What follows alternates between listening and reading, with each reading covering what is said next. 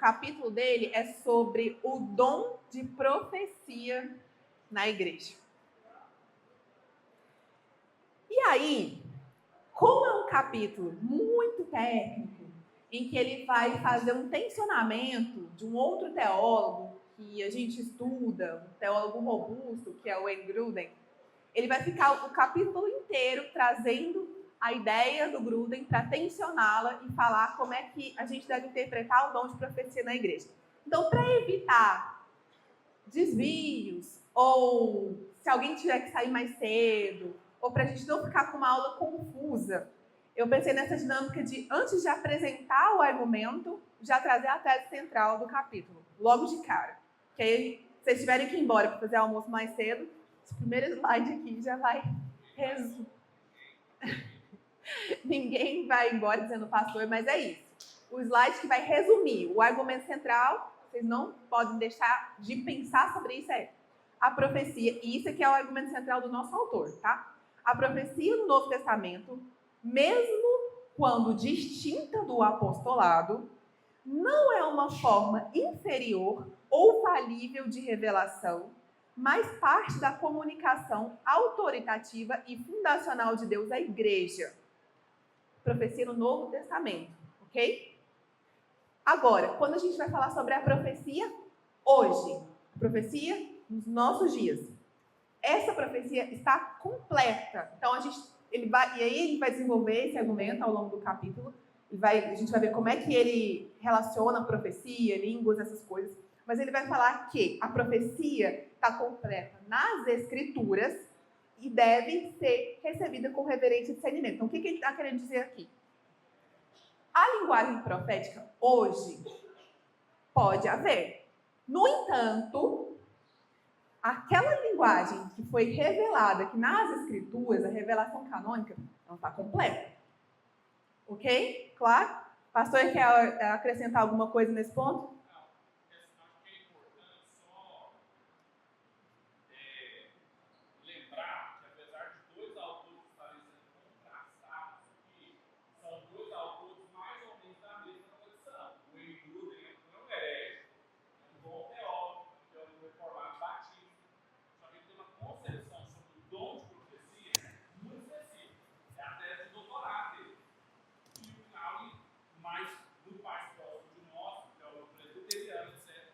Vai contrapor alguns excessos. Depois eu pode deixar comigo. Então o que a gente tem que ter em mente é que aqui trata-se assim, de duelo de titãs. Isso. São dois homens grandes, dois estudiosos que têm um pensamento robusto. Então, como é que a gente se beneficia desse duelo? O tensionamento do pensamento de ambos vai produzir ou vai revelar alguma coisa que a gente pode aprender disso.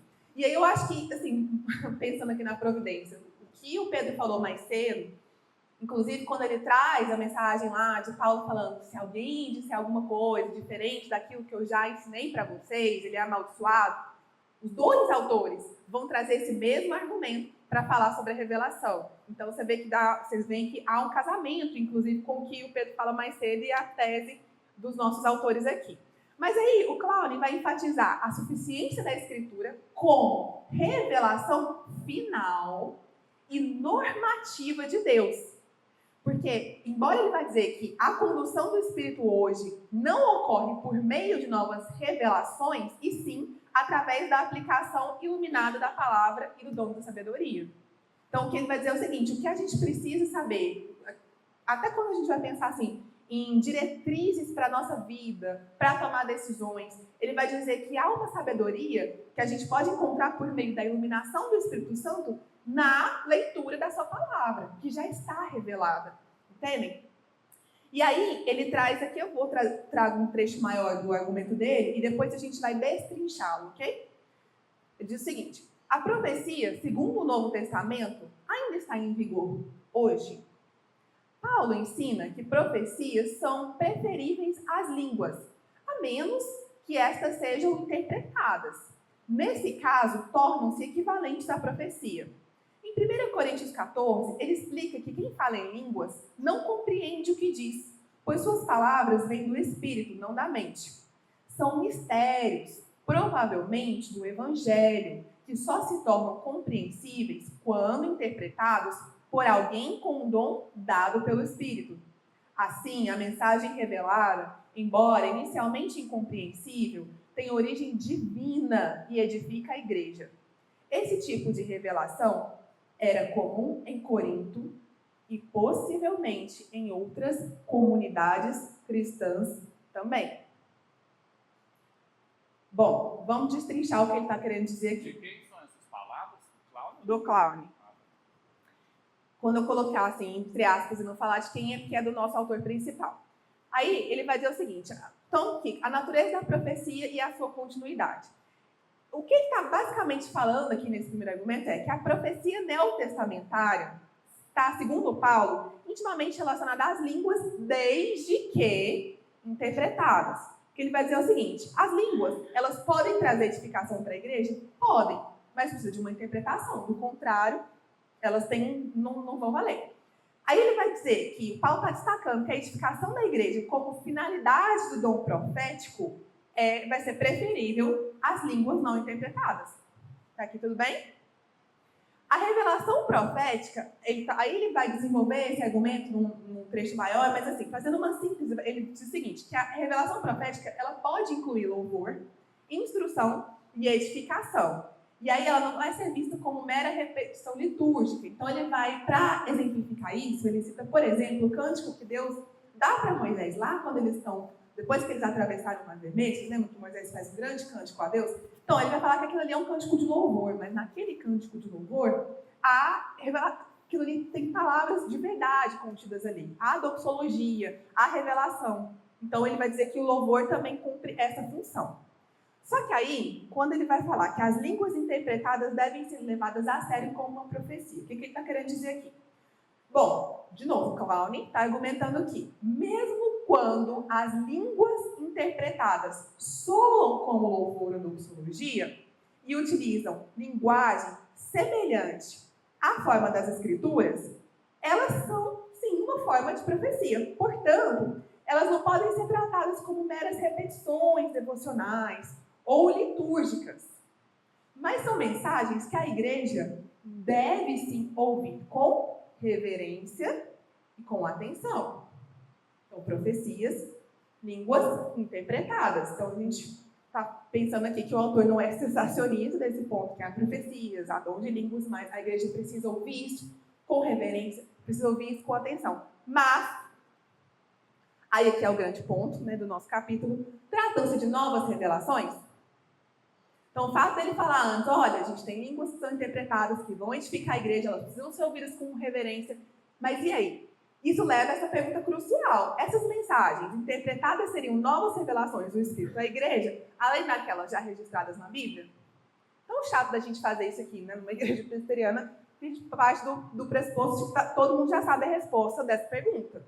Mas aí o que ele vai fazer ao longo do texto é destrinchar, como eu falei. A gente está tensionamento de dois grandes autores, e ver o que a gente aproveita disso.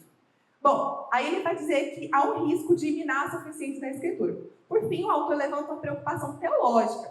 Se nós afirmarmos que a profecia continua hoje nos mesmos moldes do Novo Testamento, isso não colocaria em questão a suficiência das Escrituras canônicas? Em outras palavras, se Deus ainda está revelando coisas novas por meio de profetas hoje, não estaríamos implicitamente dizendo que a Bíblia não é completa? Percebem que a coisa vai ficando um pouquinho mais confusa? Alguma observação, pastor? Não.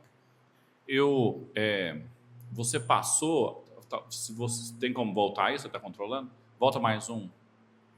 Isso aí que o Clowney diz sobre as línguas não serem meras repetições devocionais, eu sei que você, como você já antecipou, a gente está numa igreja presbiteriana onde nós não temos esse costume, né? Mas isso é muito comum nas igrejas pentecostais, eu vim de lá, de encarar o dom de línguas como esse dom de edificação pessoal e por isso que o Cláudio está colocando isso aí como meras repetições devocionais ou mesmo litúrgicas, algo presente no culto.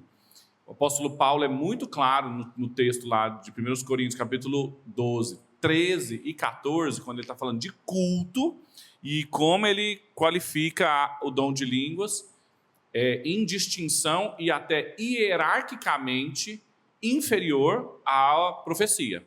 E é claro que a gente vai, na aula, definindo, então, isso já foi mostrado na tese principal, mas a gente vai ainda mostrar assim, o que é o profeta, o que é a profecia, que é muito diferente disso. Mas essa coisa das meras repetições devocionais e litúrgicas é importante para o contexto pentecostal brasileiro. Destacar isso. Ok, obrigada. Então tá. Então agora a síntese aqui dessa primeira parte do argumento. Edmund Clowney defende que, embora as línguas interpretadas sejam uma forma de profecia, devam ser respeitadas, é preciso distinguir entre inspiração momentânea para a edificação da igreja e revelações normativas. A questão central é proteger a suficiência das escrituras sem negar a atuação atual do Espírito. Então, eu acho que isso é uma forma assim, interessante dele colocar, porque como o Pedro falou, a gente tem um contexto um pouco diferente do nosso, em que há essa prática das profecias, da interpretação de línguas. Ok, você pode considerar que Deus ainda fala por esses meios? Sim, porém, a gente não pode confundir isso com revelação normativa. Então, isso aqui precisa ficar muito claro. A gente tem em mente, né, que as escrituras elas são suficientes, elas já estão completas. Então tá, aí depois ele vai passar para apóstolos, profetas e a revelação. Aí ele começa, então, a tensionar o pensamento do Dr. Gruden. Ele diz o seguinte: o Wayne Gruden propõe 2 níveis de ministério profético. Apóstolos profetas, inspirados e portadores de revelação autoritativa, e profetas congregacionais, não inspirados, mas impressionados pela revelação. Os apóstolos, como Paulo, falam com autoridade normativa. Já os profetas congregacionais estariam sujeitos ao julgamento da igreja. A distinção entre apóstolos e profetas é comparável à de Moisés e os demais profetas do Antigo Testamento. Contato direto com Deus ou com Cristo. Tá, então aqui ele, começando esse tensionamento, ele vai falar que há essa comparação entre esses 2 tipos de apóstolos, profetas congregacionais, feitas pelo Wayne Gruden. E aí ele vai dizer que os apóstolos, eles vão ter como que essa... Você compara, por exemplo, os apóstolos de Cristo, né, Paulo, e aí você pega Moisés e outros profetas do Antigo Testamento, que seria o quê? Esse contato direto com Deus, ou, no caso dos apóstolos, eles andaram com Cristo. Então, a gente sabe que há uma distinção entre eles nas Escrituras. Só que a gente vai desenvolver um pouco mais essa ideia para ver o que o nosso autor acha dessa distinção, mas antes disso, a gente precisa ver quais são as implicações desse pensamento para a forma, então, como o Dr. Gruden interpreta as profecias ainda no âmbito do Novo Testamento e como o Edmund Clowney o faz. Então, ele vai fazer o seguinte. Gruden afirma que, embora tanto apóstolos quanto profetas fossem inspirados por Deus, os apóstolos tinham um papel único e mais elevado, porque eles foram chamados diretamente por Cristo. E eles atuaram como testemunhas oculares de sua vida, morte e ressurreição. Então, essa função seria, como falei antes, paralela de Moisés no Antigo Testamento, que ele falava com Deus face a face, diferente dos demais profetas. Apesar da imprecisão do termo profeta no contexto greco-romano, o Novo Testamento mantém o seu uso, com raízes no Antigo Testamento, para designar pessoas que recebiam essas revelações do Espírito. Aí ele vai citar esse profeta aqui, o Ágabo, que está lá no livro de Atos, ele aparece 2 vezes no livro, inclusive uma das vezes que ele aparece, ele está fazendo uma profecia sobre como é que Paulo seria preso. E aí ele vai dizer que eles falavam com autoridade espiritual. E como é que eles comprovavam essa autoridade espiritual? Eles usavam essas fórmulas proféticas. Eles falavam assim, ó, sim, diz o Espírito Santo. Estou entregando para você uma palavra que foi dada pelo Espírito. E aí, no argumento aí, e aí os 2 autores concordam quanto a isso, há continuidade da profecia veterotestamentária na igreja, na época ali do Novo Testamento. Então aqui eles estão de acordo. Bom, mesmo com essa distinção de função e autoridade, Gruden ressalta que os profetas do Novo Testamento também foram inspirados por Deus. O fato de eles não serem apóstolos não os tornava menos inspirados, apenas limitava o seu papel no fundamento da doutrina cristã. Então, a partir daqui, os dois vão começar a divergir. Lembrem-se, aqui a gente ainda está falando de profecia e dos profetas no Novo Testamento.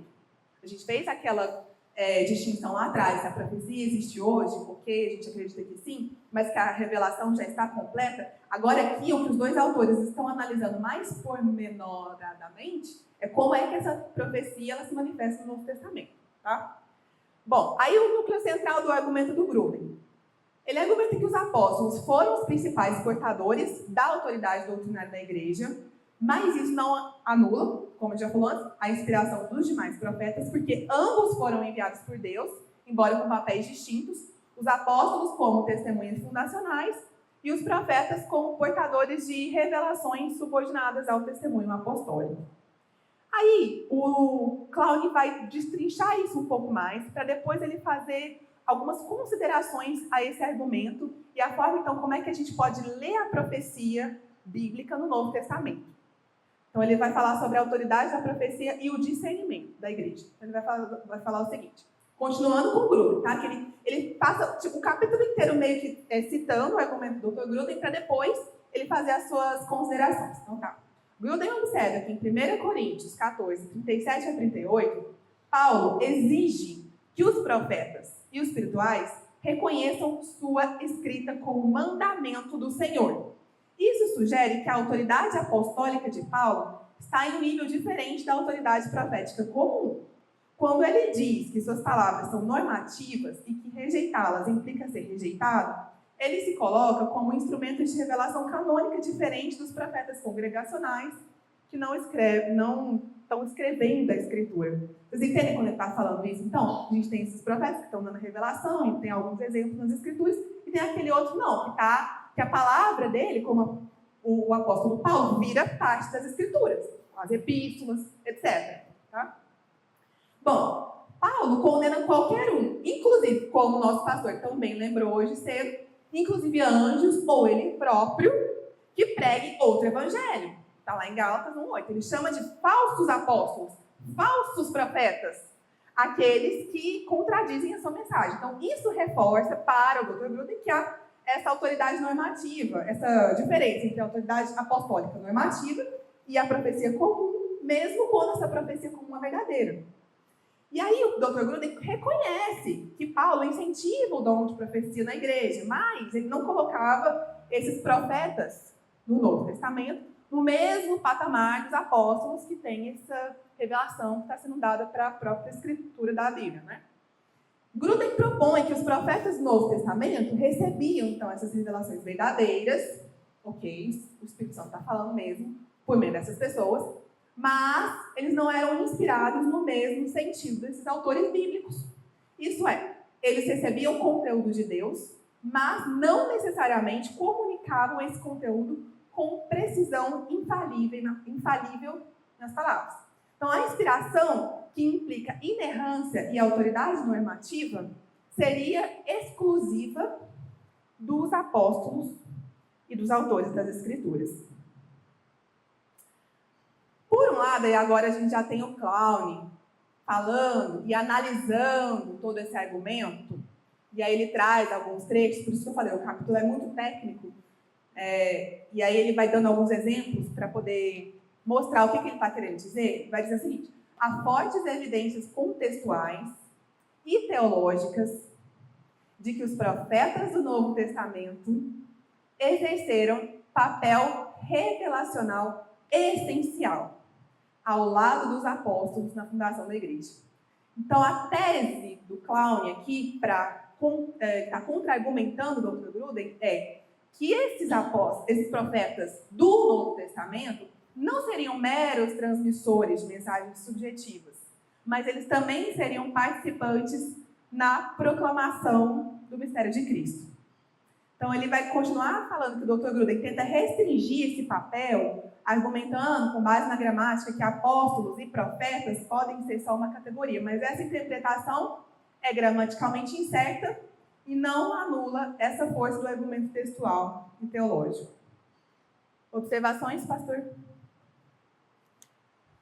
Bom, é bom lembrar que Todas as vezes que a Escritura diz sobre o procedimento da igreja, ela sempre diz fundada na doutrina dos profetas e dos apóstolos, o que é muito diferente de quando o tratamento da profecia no culto é feita. Não havia nenhuma ideia dos escritores bíblicos, dos apóstolos ou de pessoas próximas a eles, de que aquela experiência de inspiração e de impressão que a pessoa teria num momento de culto, que a gente vai chamar depois, né, de dom de profecia, seria base, fundamento para a igreja. Então, essa distinção precisa ser clara. O tempo todo, você já mencionou isso, mas o tempo todo a gente tem que ser sábio de ver as mesmas palavras, o uso delas em contextos distintos. Profeta, profecia, ensino, inspiração, para a gente não pavimentar tudo como se fosse tudo a mesma coisa.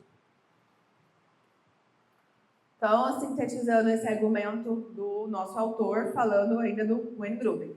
Sustenta que os profetas do Novo Testamento não tinham a mesma autoridade ou inspiração infalível que os profetas do Antigo Testamento ou os apóstolos, que eles recebiam revelações verdadeiras, mas podiam comunicá-las de forma imperfeita. Essa distinção preserva a autoridade exclusiva das Escrituras e evita que profecias contemporâneas ou congregacionais sejam vistas como novas palavras normativas de Deus, que a profecia continua, porém, em um nível diferente da revelação canônica.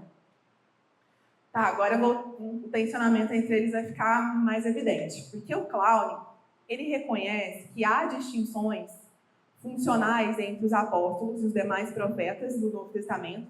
Por exemplo, os apóstolos foram escolhidos diretamente por Cristo como testemunhas oculares e auriculares da sua vida, morte e ressurreição. Porém, aí aqui é que fica claro, né, essa distinção, ele não endossa essa divisão formal proposta pelo Dr. Grudem entre os dois tipos de profetas, entre apóstolos profetas e os profetas congregacionais. Pelo contrário, aí, durante o resto do capítulo, ele vai argumentar que a profecia do Novo Testamento, mesmo exercida por não apóstolos como Ágabo ou Silas, ela era a revelação verdadeira e autoritativa, inspirada também pelo Espírito Santo. Então ele vai sustentar, e isso no final do capítulo, que os profetas do Novo Testamento, eles faziam sim parte do fundamento da igreja, juntamente com os apóstolos, e que ambos recebiam revelações do mistério de Cristo. Então, portanto, a fala desses profetas não seria de autoridade inferior. Clowney também observa que a avaliação da profecia na igreja, como a gente pode ver lá na 1 Coríntios 14, 29, ela se refere ao discernimento entre profetas verdadeiros e falsos. Não a separação de partes verdadeiras e erradas dentro de uma mesma profecia. E ele vai dizer que o Wayne Grudem está falando que a forma como a igreja vai escrutinar e examinar as profecias, você pode avaliar parte dessa mensagem, mas o Clowney vai dizer que não, a gente tem que avaliar se o profeta é verdadeiro ou não. Então, assim, ele vai rejeitar essa visão de que a profecia neotestamentária legítima poderia conter erro e ser considerada de segunda classe. De novo, lembre-se disso, profecia neotestamentária. A gente ainda está falando dos profetas que estão sendo citados aqui no Novo Testamento. Então, Clowney, embora ele reconheça e ele admita distinções de papel entre apóstolos e profetas, ele não subscreve a divisão doutrinária formal entre profetas que seriam inspirados e profetas que seriam falíveis no Novo Testamento. Então, para ele, todos os profetas verdadeiros, né, aqueles que não, porque a gente também tem relatos de profetas que, pessoas que se diziam profetas e que não eram e que foram refutados. Mas aqueles que eram verdadeiros no Novo Testamento, eles falavam também com autoridade divina. Posso só... acho que você vai chegar nisso aí depois, mas pensa em uma coisa, assim, qual que é o argumento do Grudem? O Grudem acha que esse profeta falível, como que ele funciona? Ele, de certa maneira, recebe algo da parte do Senhor e ele mistura no seu entendimento, no seu pensamento, na sua compreensão, com palavras próprias, com experiências próprias, e aí quando ele pronuncia essa mensagem, ela sai impura. E aí a igreja tem que fazer esse trabalho de dizer, não, isso aqui é da parte pessoal do João e isso aqui é da parte inspirada que Deus usou para o João. o que está pressuposto nisso? Isso aí, uma diferenciação de profetas infalíveis e falíveis, uma experiência subjetiva corrompível. Só que vejam, tem uma pressuposição da inspiração da Bíblia, a gente não ignora a subjetividade dos profetas. Quando você pega um outro autor muito importante, chamado Gerhard dos Vos, ele vai dizer que a inspiração de Deus bíblica, ela sempre foi orgânica. Que sentido? Deus usou a personalidade de Moisés, o conhecimento que ele tinha, a cultura onde ele estava, organicamente. Não é uma revelação mecânica. Isso é espiritismo, isso é psicografia, que a pessoa baixa a mão assim, recebe, e aí tem um ditado na orelha dele. Não foi assim que foi feito. O apóstolo Paulo escreveu várias cartas. Por exemplo, a gente tem evidência de que ele escreveu pelo menos 4 cartas para Corinto. A gente só tem 2. São essas 2 que são canônicas. Acharam um bilhete do apóstolo Paulo num sarcófago, não sei aonde. O cânon está fechado. Se tem algo que destoa, se o apóstolo Paulo estava lidando com questões lá que não tem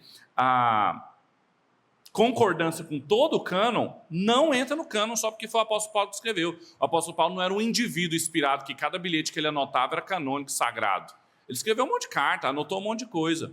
Há uma concepção aí do Gruden de que a subjetividade humana sempre vai macular a profecia. E não. O Espírito Santo controlou tudo, inclusive as circunstâncias que as pessoas estavam envolvidas, para que ele organicamente escrevesse um documento que fosse inspirado, sem que ele tivesse que ser tomado assim, numa experiência mediúnica, anotado o negócio e nossa, entrou, saiu e eu nem vi o que aconteceu. E tinha uma carta do Novo Testamento. Não funcionava assim. Obrigada. Eu acho que essa explicação aqui do Pedro lança luz ao que o capítulo todo está tentando trazer para o nosso entendimento. Que embora pareça assim, uma discussão muito técnica, então o profeta do Novo Testamento ele poderia ser falível ou não. Mas veja, se a gente leva em consideração isso que o Pedro acabou de falar, então a consciência da pessoa pode macular a revelação, segurança que a gente vai ler, tem então na leitura e na compreensão da revelação. Então isso aqui é algo que nos ajuda a ter muito claro essas diretrizes canônicas que a gente tem, até para a gente poder analisar as coisas que são nos apresentadas nos nossos dias contemporâneos e a forma como a gente se aproxima da revelação, que é o que ele vai fazer no final do seu capítulo, a conclusão. Mas então ele vai e traz uma outra parte do Dr. Gruden, quando ele vai falar sobre aquele texto lá de 1 Tessalonicenses 5, 19 a 22. O texto está aqui, no começo do slide. Não apaguem o espírito, não tratem com desprezo as profecias, mas ponham à prova todas as coisas e fiquem com o que é bom. Afastem-se de toda forma de mal. Bom, o Wayne Gruden usa 1 Tessalonicenses 5, 19 e 22 para apoiar a sua ideia de que as profecias congregacionais são falíveis e devem ser examinadas, com partes boas sendo retiradas e partes ruins rejeitadas. No entanto, e aí o Clowney está dizendo, essa interpretação é problemática. Porque o desprezo pelas profecias, segundo Paulo, é um exemplo de resistência ao Espírito, como também era um desprezo pelos líderes espirituais. A expressão julgar todas as coisas não se refere especificamente ao conteúdo das profecias, mas a uma postura geral de discernimento ético e espiritual. O contraste entre reter o que é bom e abster-se do mal indica que Paulo está falando sobre o comportamento moral, não sobre seleção de partes de uma profecia. Então, assim, o texto aqui que a gente leu de Tessalonicenses está nos exortando a sua igreja a não apagar o espírito, a valorizar a revelação profética e a crescer em santidade, reconhecendo que, aí eu poderia até ter grifado esse final, a obra dos apóstolos e dos profetas está completa nas Escrituras. Isso que o Pedro acabou de falar. Então, se a gente encontrar um pergaminho de Paulo, Pedro, João, quem quer que seja, a gente já sabe que as Escrituras estão completas. E isso é central para o nosso entendimento. E aí, agora destrinchando o argumento, Gruden usa essa passagem que nós acabamos de ler para apoiar a ideia de profecias imperfeitas. No entanto, e aí eu já mostrei isso quando eu trago o argumento completo, a análise textual e ética indica que julgar em todas as coisas se refere a essa vida moral cristã, não a análise das mensagens proféticas fragmentadas. Então, desprezar profecias nesse contexto seria você resistir à ação do Espírito Santo, pela Escritura e pelos seus mensageiros. Então, Claudio vai argumentar que esse texto de 1 Tessalonicenses não apoia a tese de Gruden, de que a profecia congregacional é uma revelação parcial e falível, que deve ser peneirada em busca do que é verdadeiro. Então, em vez disso, o texto chama os crentes a não desprezarem a ação do Espírito Santo, incluindo nas profecias, e a viverem com discernimento moral, buscando a santidade, etc. Então, o julgamento referido não seria uma triagem desse conteúdo profético, mas esse apelo para o discernimento espiritual para toda a vida cristã. Então, logo, a passagem não poderia ser usada para rebaixar a autoridade da profecia onde? No Novo Testamento, nem para justificar um tipo inferior de profecia no Novo Testamento que seja sujeita a erros. Então, de novo, toda revelação é inspirada, toda revelação é inspirada. Está no Novo Testamento, a gente deve, então, entender como revelação divina. Bom, a revelação final foi dada por meio de quem? Do Espírito para os apóstolos e profetas, e está completo no Novo Testamento. A condução do Espírito Santo hoje é exercida por meio do dom de sabedoria e pela explicação à Escritura, à vida cristã, e não por meio das novas revelações. Então, isso aqui é um ponto importante. Por quê? A gente falou, a gente concordou, os nossos dois autores, inclusive, concordam que pode haver revelação do Espírito para a edificação da igreja hoje por meio do dom de profecia? Sim. Porém, a gente precisa do quê? Discernimento. Então, a gente também sabe que toda a Escritura é divina, é inspirada, é suficiente para nos ajudar nas nossas decisões. Porque senão, fica muito fácil e a gente consegue, e talvez quem já tenha vindo de outros contextos tenha mais exemplos mais profícuos nesse sentido, mas é aquele tipo de profecia ou de revelação que é dado para estimular um irmão ou irmã para tomar uma decisão específica na vida dele. Ah, Deus não falou que você tem que casar com fulano de tal, ou fazer tal coisa. Entende? Então, o que eles estão aqui chamando a nossa atenção é para o fato de que nós já temos a revelação do Senhor. E a gente precisa do quê? Do discernimento do Espírito para entender o que está revelado já nas Escrituras. E qualquer palavra que nos for dada a partir disso, aí sim vai ser escrutinada a partir do que a palavra de Deus já diz. Lembra? A gente acabou de ver o Eliseu com o Naamã. Tá, eu falei, ó, não quero dinheiro. Não. Aí vem o outro profeta, vou querer. E aí você muda, entende? Ele já tinha tido a palavra, não era para brigar. Então, e aí a gente não é desculpável nesse sentido, porque a gente tem uma revelação. Então, assim, isso é muito sério, gente. Muito sério no mundo que a gente vive, assim, de guerra de narrativa, de, sabe, tá explodindo. Então, a gente precisa ter muito cuidado, muito discernimento.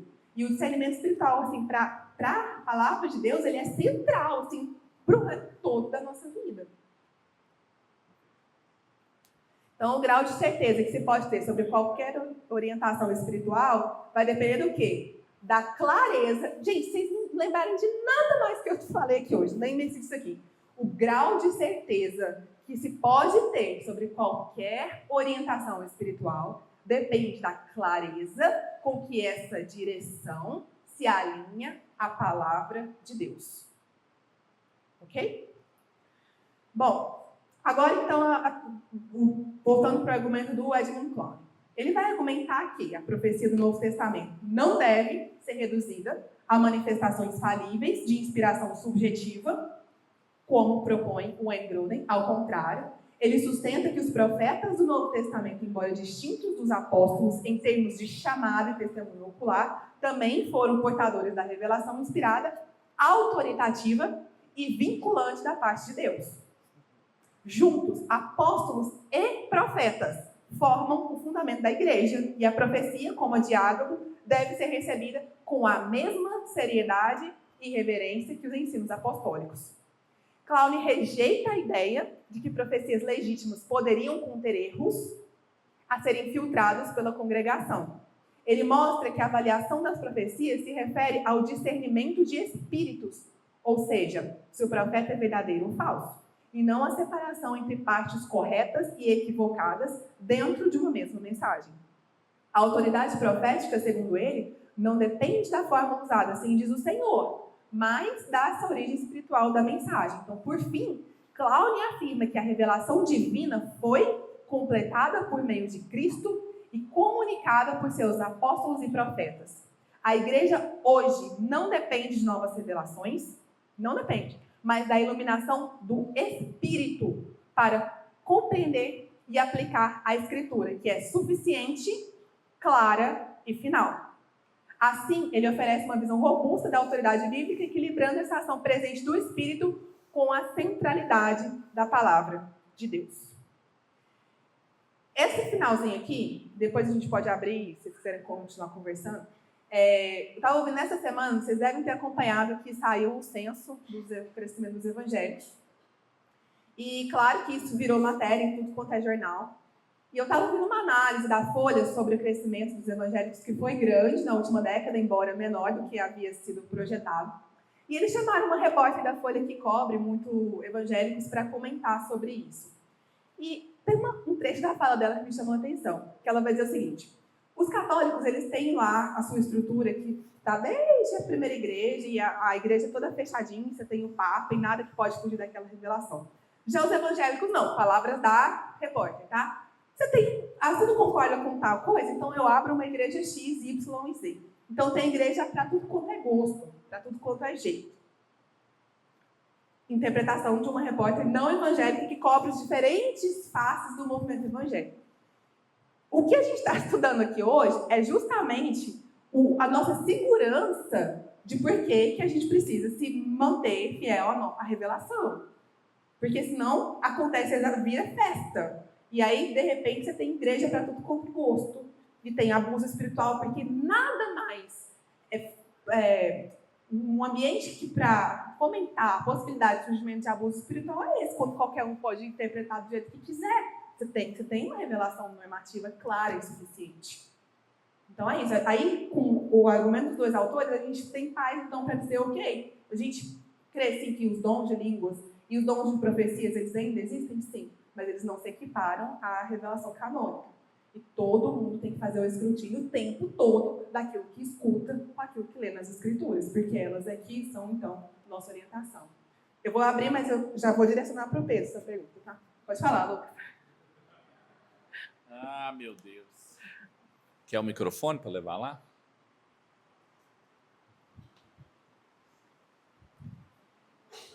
Obrigado, Afonso. Érica, antes de tudo, queria dizer que eu estou admirado porque a aula, de fato, muito difícil, muito técnica, e eu acho que você saiu muito bem. Então, parabéns. Acho que foi muito claro, assim. Muito obrigado pela aula. Em relação à pergunta, é uma dúvida, talvez, em relação ao dom ou ao ministério profético. Quando a gente olha na Escritura, enquanto o cânone não estava fechado, os profetas falavam em nome do Senhor e aquilo poderia ser, inclusive, autoritativo, como é para a gente. Entre esses profetas, há aqueles que parecem que eram de escola de profetas, o próprio Geazi, que estava ali com Eliseu, mas outros, como Amós, foram chamados por Deus mesmo exercendo um outro trabalho. Acho que no contexto do Novo Testamento, parece que a maioria é como Amós. E se o dom de profecia ainda é uma possibilidade, então a gente também pode ser chamado a exercer esse dom, o ministério profético, ainda que não numa escola de profeta, né? Ainda que não buscando ser um profeta, e talvez como alguns teólogos entendem hoje, o profeta como uma espécie de pastor, aquele que anuncia, né, a palavra do Senhor. Mas, por outro lado, tem outros autores, como acho que o Walter Brueggemann, né, da imaginação profética, que de certa forma chamam nós assim, chama a igreja, né, a uma tarefa, a um exercício ativo desse ministério profético, como uma forma de anunciar a palavra de Deus com uma certa ousadia em lugares em que a palavra de Deus é carente. Então, é difícil, assim, porque tentar... Eu não sei, não é uma crítica nem nada, não. É uma dúvida mesmo, assim, de como a gente entenderia, então, o profeta hoje em dia. E, ao mesmo tempo, como a gente poderia entender esse ministério profético, que, de certa forma, é o ministério de todos nós. Acho que é isso. Fácil, o Cláudio está certo, o Bruno está errado. Vou pegar o outro microfone. Por isso que eu falei isso nesse microfone e não nesse. Esse está gravando. Veja, não, tá certo que essa é a manchete, mas eu acho que a confusão se dá porque o Brueggemann usa um conceito de profeta e de profecia diferente de todo mundo. É uma pena, sim, mas é muito claro como que, porque ele fala isso, que o Brueggemann é um outro autor que o Lucas mencionou, chama Walter Brueggemann, morreu inclusive há 15 dias. Ele faz mediação socioanalítica das escrituras, ele fala isso. É uma mediação sociopolítica das escrituras. Então, o que é profeta para ele? É sinônimo de ativista, quase. É aquele que vai, que fala, as comunidades, etc. Essa não é a concepção de profeta do Antigo Testamento nem do Novo. Por quê? Desde sempre, o profeta não só denunciava a injustiça, essa é a visão de ministério profético, aquele que denuncia a injustiça. O profeta não era quem denunciava a injustiça, o profeta denunciava idolatria. Ele se referia aos reis, ele se referia a quem estava no poder, mas como quem não tinha zelo religioso. Não era um ativista político. Sempre foi alguém que criticava injustiças e apontava para o culto. Então, o Brueggemann, infelizmente, quando ele desenvolve o que ele chama de um imaginário profético assim, é muito mais influenciado pelos pressupostos da leitura que ele faz do Antigo e do Novo Testamento, do que propriamente dito como que funcionava no contexto greco-romano e hebreu principalmente, o profeta. A gente está o tempo todo lidando com profetas, a gente está um tempão, né, expondo sobre profetas. Eles não eram ativistas assim, eles não estavam nas cortes reais, eles não se dirigiam aos reis, o ponto deles era religioso, era cultico. Isso falta muito no que a gente chamou de denúncia profética, do pastor que escreve na Folha de São Paulo, critica o presidente, os evangélicos, não sei o quê, tá bom. E o culto, e a igreja, não tem igreja local, não tem devolução para o culto, é uma profecia de meia pataca. Ok. Tirando essa parte, eu fui do fim para o começo, né? No começo da sua pergunta, você pergunta assim, de fato, o dom, tanto no Antigo quanto no Novo Testamento, a gente não pode também ter uma concepção de formação profética como uma profissão. Tinha uma escola de profetas, mas a gente não deve entender assim que tinha um currículo, o pessoal entrava lá e tudo mais. A gente está falando de um contexto onde não tinha templo.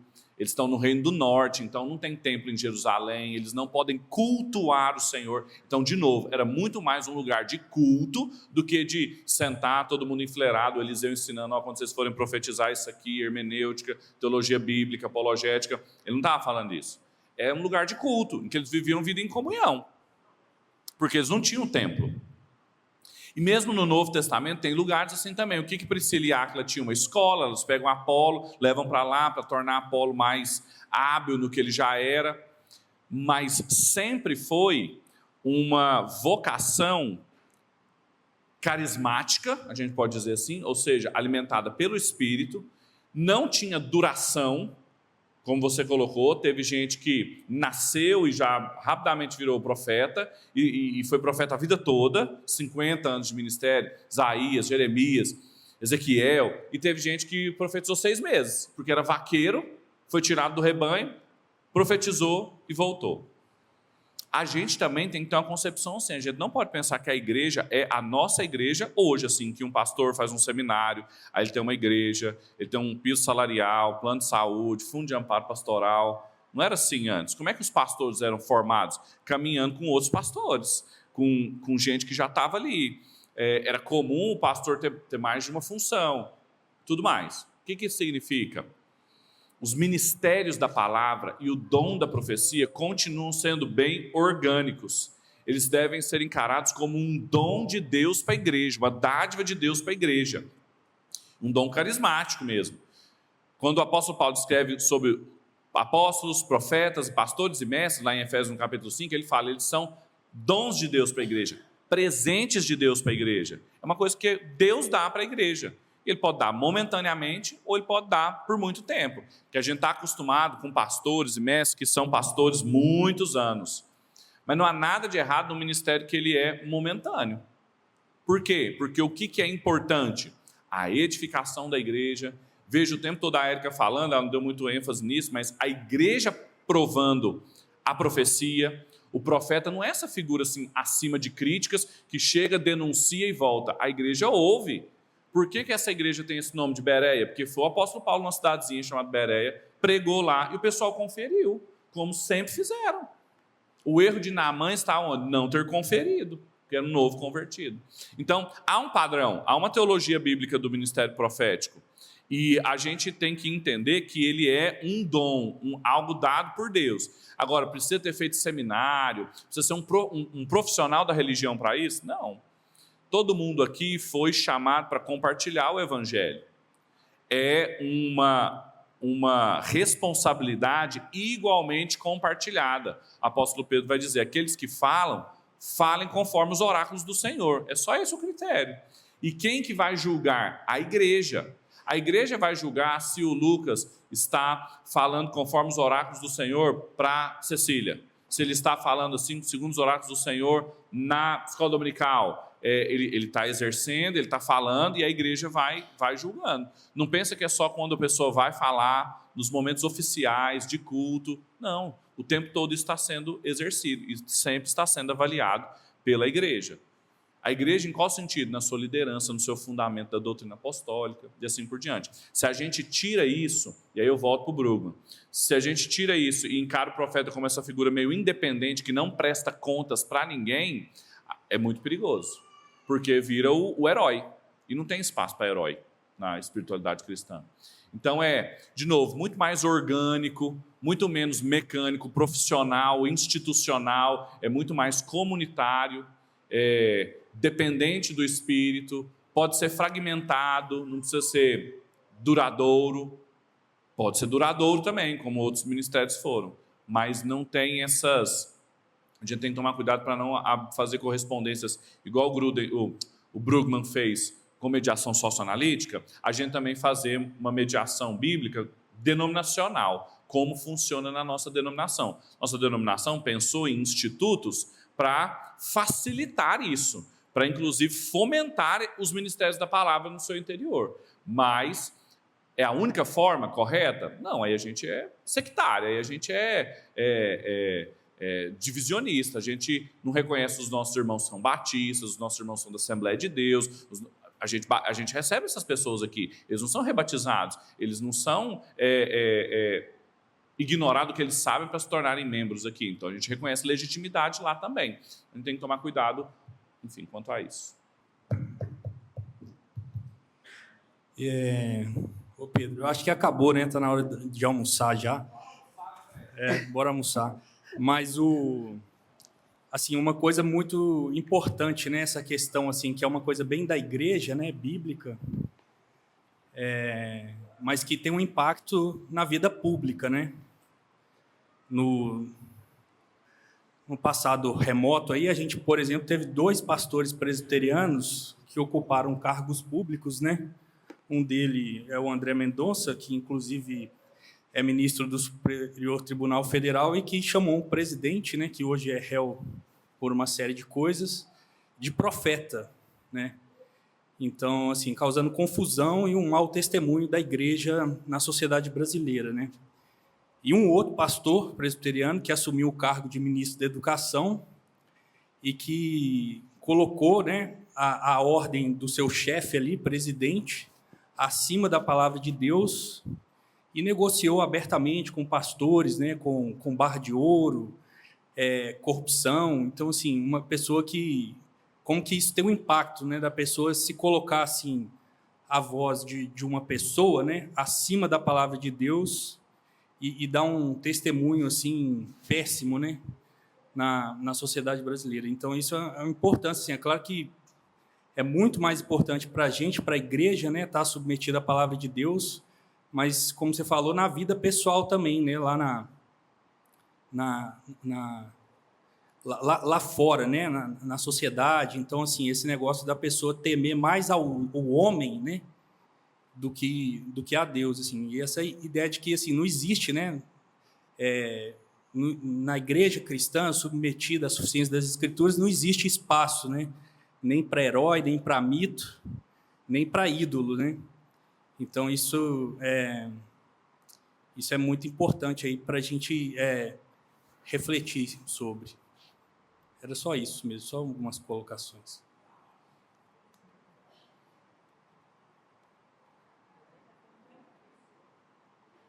Eu tô aqui.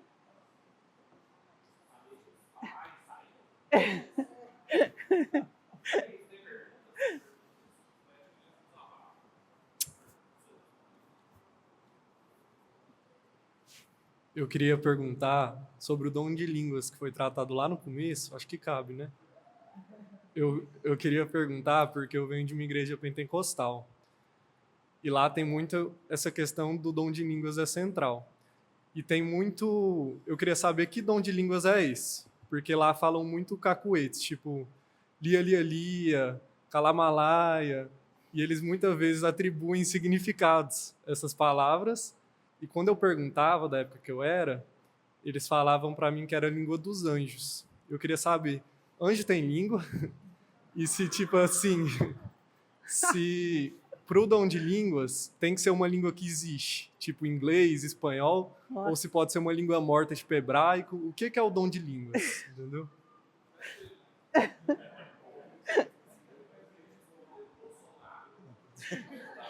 O que ele falou? Mais à vontade de falar do Bolsonaro, do André Mendonça e do Milton. Veja, isso não é consensual na igreja. Como é que é seu nome? Como? Vilamar. Vilamar? Ilamar. Lamar. Isso não é consensual na igreja. Se você perguntar para os teólogos da Assembleia de Deus, tem gente muito boa porque tem bons teólogos na Assembleia de Deus, então pode pensar assim que é um bando de gente ignorante e tudo mais. O Grant Osborne, o Gordon Fee, todos eram teólogos pentecostais, arminianos, muito bons. Que a gente usa material deles para fazer exegese de texto bíblico aqui. Então não é consensual entre eles de que se trata de uma língua angelical ou que se trata de um idioma. Entre os presbiterianos, isso não é muito consensual, mas a maioria julga que são idiomas, que por isso que precisa de tradução. Não faria sentido esperar uma tradução de um idioma que não existe, de um negócio que é falado assim, sem estruturas que possam ser traduzidas depois. Há uma evidência em Atos de que as pessoas falavam as maravilhas do Evangelho e as outras ouviam no seu próprio idioma. Atos capítulo 2, que é de onde vem, inclusive, o nome da igreja pentecostal, por causa do dia do Pentecostes. Eu concordo também que são idiomas. Ok? Isso não é consensual. Se você perguntar para outros 10 teólogos, eles vão falar 10 coisas diferentes. Eu não acho que anjos tenham uma língua específica. Se tiverem, nós nunca saberíamos. Todas as vezes que um anjo aparece no Antigo e no Novo Testamento, ele fala de uma forma que a pessoa compreenda. E esse é o princípio do ensino. Não faz sentido nenhum, em nenhum momento da vida cristã, que se tenha um discurso que não seja compreendido. Ele confunde, ao invés de edificar. Deus, quando ele quis revelar, ele não se revelou de um jeito assim, isso aqui você não vai entender, é um mistério, guarda aí, escreve essas palavras e vira uma fórmula mágica. Sempre é o que a gente chama de doutrina da acomodação. A revelação de Deus sempre esteve acomodada à nossa compreensão. Uma profecia também tem que ser acomodada à nossa compreensão. Um ministério da palavra tem que estar acomodado à nossa compreensão. Não faz sentido uma pessoa chegar aqui em outro idioma, pregar na igreja e ninguém ser edificado. Então, esse é o princípio que a gente deve se preocupar. As outras coisas a gente especula. É legal ficar fazendo especulação teológica, mas não leva também ninguém a lugar nenhum, porque a gente não tem recurso material para provar nada. Anjo tem língua, anjo tem boca, anjo fala um outro idioma, não dá para saber. A Bíblia não fala. Agora, o que a Bíblia fala? Todas as vezes que anjos apareceram, eles falaram de uma forma que as pessoas compreendiam. E aí um anjo aparece e fala assim, por que o irmãozinho da igreja vai falar meia dúzia de lá e ninguém vai entender nada? Aí o que o apóstolo Paulo fala? Ele ainda cogita essa possibilidade da pessoa falar o lá e ninguém entender nada. Aí o que ele fala em 1 Coríntios capítulo 14? Fale para si. Fale para si. Faça edificação própria. Mas ele fala, a gente tem que ir em busca dos melhores dons. E tem dons que são melhores, que edificam mais pessoas. Quanto mais pessoas entenderem, melhor. Quanto menos pessoas entenderem, pior. O dom de línguas é o pior. Porque uma pessoa entende só. Quando entende. Quando ela está lá no lá, ela está entendendo alguma coisa. Entendeu? Então o apóstolo Paulo, ele hierarquiza os dons. Tem dons que são melhores do que outros, gente. Então a profecia é o melhor, porque ele edifica o máximo de pessoas possíveis. O de línguas é o pior. Ele pode não edificar ninguém ou uma pessoa só. Ninguém perguntou, mas assim, a igreja presbiteriana, em seus documentos oficiais, ela é cessacionista. Ela não acredita na contemporaneidade dos seus dons. Isso também é matéria discutida. Todos os anos, novos documentos surgem. Nós somos uma igreja conciliar. Então, subiu um documento numa época, isso foi discutido, ele foi aprovado, e essa é a posição oficial da igreja. Agora, tem gente muito boa que discorda, argumenta, e isso sempre está tramitando. A minha posição é a mesma do Ronaldo. Apesar, eu ainda vim de uma igreja pentecostal, o Ronaldo não, mas apesar de qualquer experiência que a gente possa ter tido ou não, biblicamente, nós não podemos sustentar que os dons cessaram, por causa do capítulo 13 de 1 Coríntios, que é o capítulo todo casamento prega lá sobre amor, mas está falando sobre dons, sobre a igreja, sobre aquilo que é perfeito, quando vier o que é perfeito, o imperfeito vai cessar. Não é da Bíblia que está falando, é a volta de Cristo. Então, até a volta de Cristo, expressões imperfeitas de conhecimento continuarão permeando da igreja. E qual que é o critério para a gente avaliar isso? A Escritura. Então, é por isso que não dá para dizer que cessaram. É muito importante fazer uma distinção também entre milagres e dons.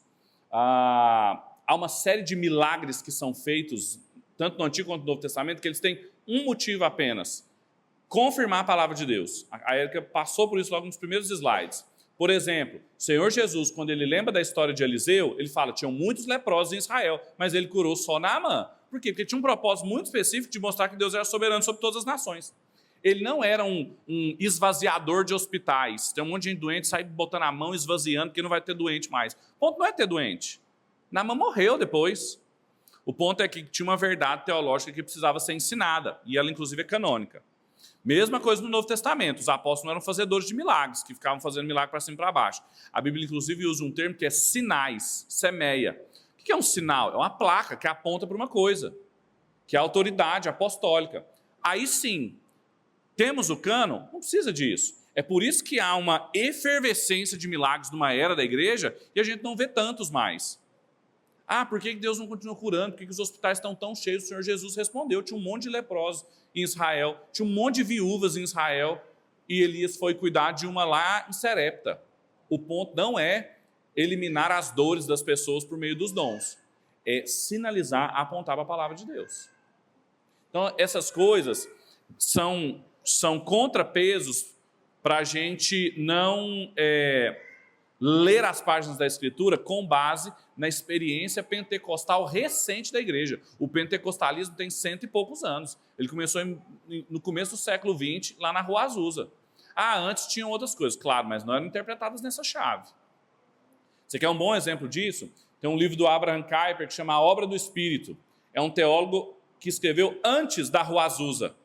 Então, todas as críticas, todas as correções que ele faz ali, ele não conheceu nenhum desses excessos, porque quando a gente pensa em língua, a gente já vem o tralalá para a gente.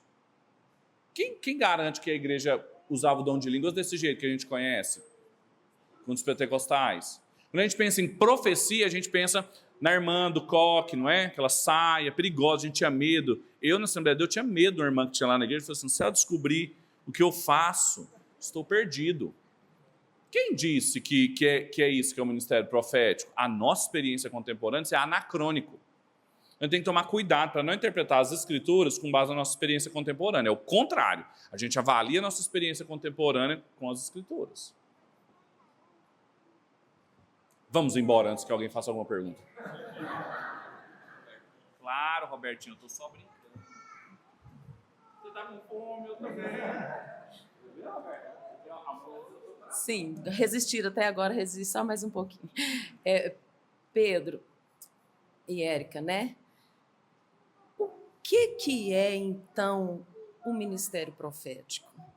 É isso que eu acho que não fica assim, não fica claro. Muito bem, o cânon está fechado, então a profecia não é mais normativa, autoritativa. Ela é para a edificação da igreja, mas não é como o dom de línguas, que é apenas devocional, litúrgico. Não é apenas, como você citou, falar para a sociedade sem ter uma aplicação na igreja local. Eu acho que, assim, penso, né? Eu estou perguntando o que é, já colocando se o que eu, né, se tem alguma razão de ser no que eu penso. Me parece que existe assim um mistério, um grande mistério, como existiu para o ministério profético veterotestamentário, neotestamentário, e hoje, quando assim, exatamente por causa do momento que a gente vive, é muito difícil a gente entender. Porque tem um tanto que o Lucas falou ali de levar o evangelho que não é dom, não é que é nossa obrigação de qualquer um de nós, não é um que tem um dom específico, todos nós. Então fica muito difícil. Eu acho que é por isso que tem tanta confusão, as confusões que o Fred citou aqui. As pessoas, fulano é um profeta, ciclano é um profeta, porque é muito difícil. O que é que a gente vai, então, entender como sendo, sabe, um ministério profético autorizado pelas Escrituras para o nosso tempo?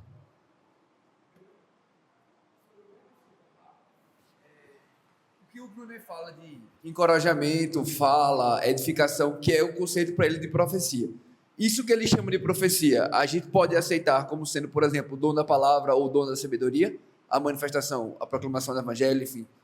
É isso, complementando o que o Roberto falou.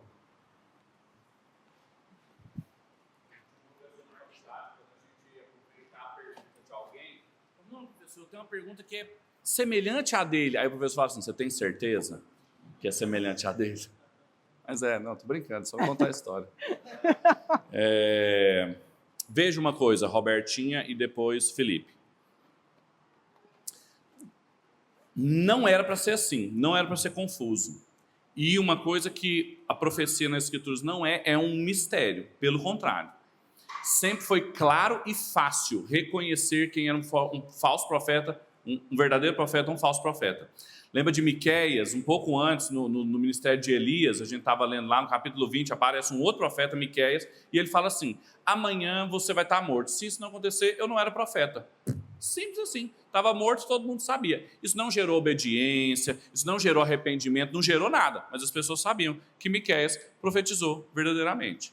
O apóstolo Paulo, quando ele vai falando com Timóteo, ele está o tempo todo falando dos falsos mestres, descrevendo os falsos mestres. Eles são gananciosos, eles são preocupados consigo. Então, tem critérios muito concretos. O que é uma pessoa que está desqualificada para ensinar a igreja? Pessoa gananciosa. Tem coisa mais concreta que isso? Não hospitaleiro, que não sabe ensinar. Então, é um monte de coisa bem concreta. Não é um negócio assim meio místico, a gente olha assim, será que não é, será que não é? Não, assim, é um picareta, está escrito na testa dele. Então, sempre foi muito concreto. E aí você fala, então por que é difícil? Justamente porque a gente tem, principalmente quando diz respeito a dons, a uma modificação sem precedentes na história da igreja. O pentecostalismo ele mudou todas as práticas da igreja e a compreensão da Escritura. Calma, eu vou chegar lá na definição. Eu vou chegar. Calma, eu preciso colocar uma palavra atrás da outra. A Érica colocou isso. Já desligaram lá, os diáconos já estão mandando nós embora. A Érica colocou no slide a definição. Ministério de profecia, ou dom de profecia, ou profeta, são sinônimos. É uma comunicação inspirada da palavra de Deus. Inspirada. É um conceito técnico que a Érica não explorou, mas há uma diferença entre revelação... não é inspirada, não. Uma comunicação iluminada. Tem uma diferença entre inspiração e iluminação. Nós não acreditamos que um profeta, como todos os outros que a gente viu, os do Antigo Testamento e os apóstolos profetas, eles são inspirados. Ninguém é inspirado, mas ele é iluminado. A doutrina da iluminação divina.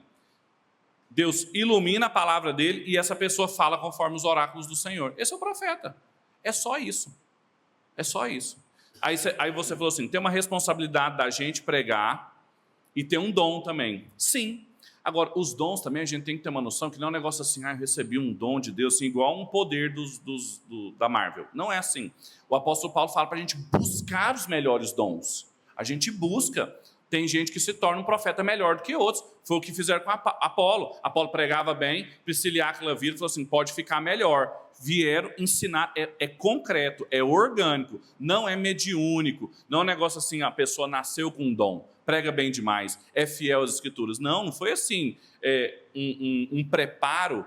A gente, por exemplo, pensa no Amós, que estava lá cuidando das vacas, e de repente ele foi tomado por uma força, levado, falou numa erudição que ele não tinha. Não, você pega as cartas do apóstolo Paulo e as cartas do apóstolo Pedro, elas têm estruturas literárias diferentes. A do apóstolo Pedro é mais pobre do que a do Paulo, porque o Paulo sabia mais.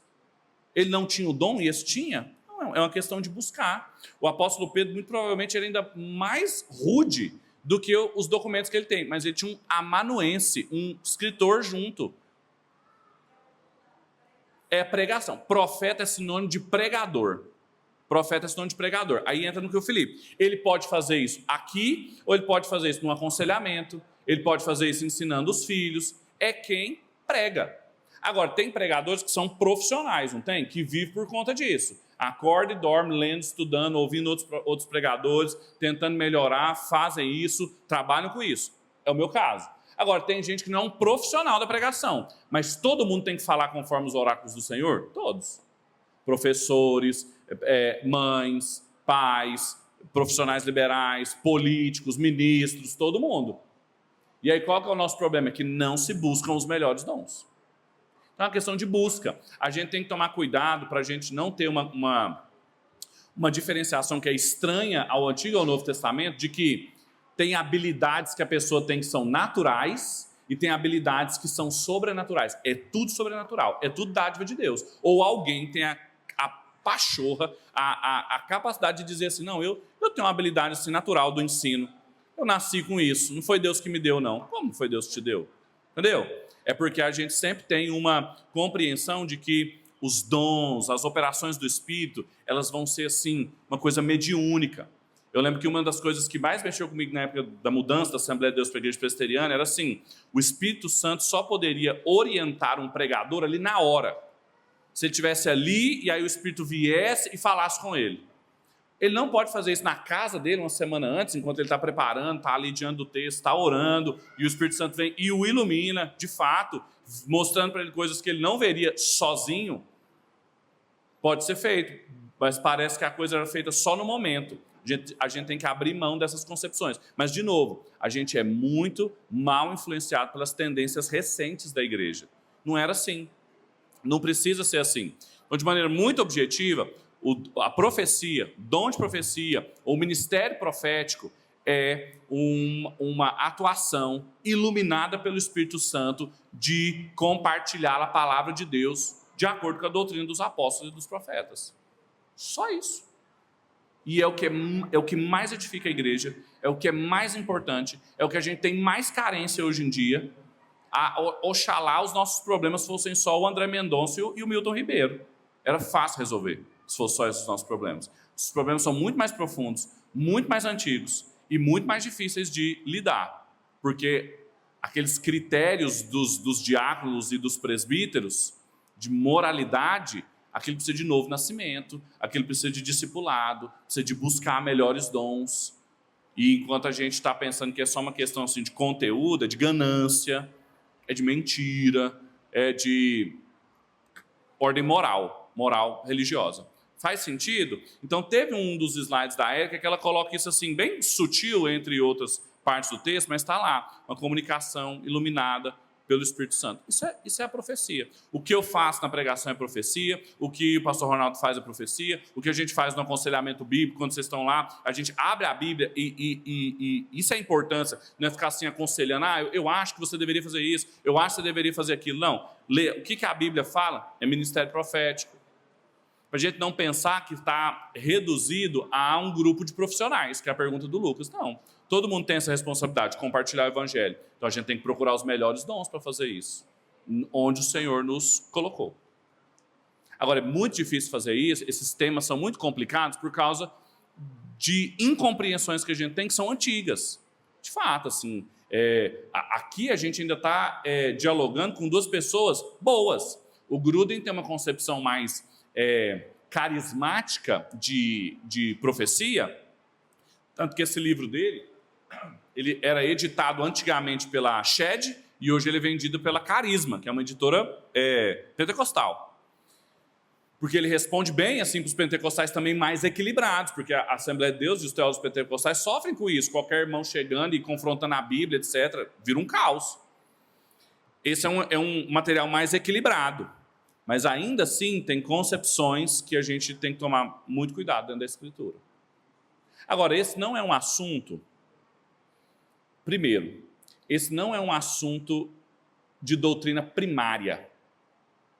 Que se a pessoa tem uma compreensão diferente disso, ela é um herege. Por exemplo, o que é concepção primária teológica? A trindade, a divindade de Cristo, a dupla natureza de Deus, o Espírito Santo. Isso é primário. A pessoa que não crê nessas coisas, ela não é cristã. Formas de batismo, contemporaneidade ou não dos dons, manifestação dos dons, gestão dos dons, isso é secundário ou terciário, do ponto de vista de importância de doutrina. Acho que não, é só para dizer assim, que a gente não precisa matar e nem morrer por causa disso. Se alguém negar a trindade, a gente tem que matar e morrer, mas por isso não.